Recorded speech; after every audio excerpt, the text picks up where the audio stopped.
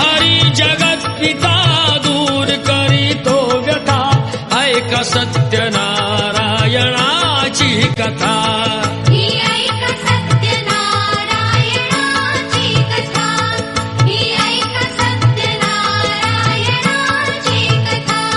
मुकुराजा होता महाथोर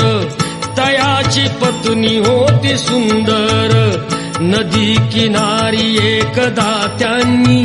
घातली महापूजा दोघांनी आले एक नौका त्याच मार्गानी नाव भरलेली पूर्ण द्रव्यानी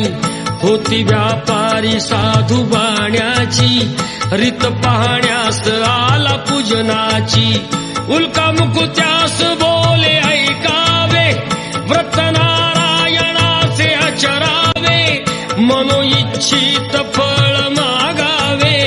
चरणी श्री हरीच्या लागावे घराशी आला वाणी परतून तयाची पत्नी होती शीलवान तयास नव्हते काही संतान केला नवस म्हणून वाण्यान पती पत्नीला झाली जाण कन्या ही झाली त्या रूपवान कलावती म्हणून कन्येचे नाव ठेविले त्याने आवडीचे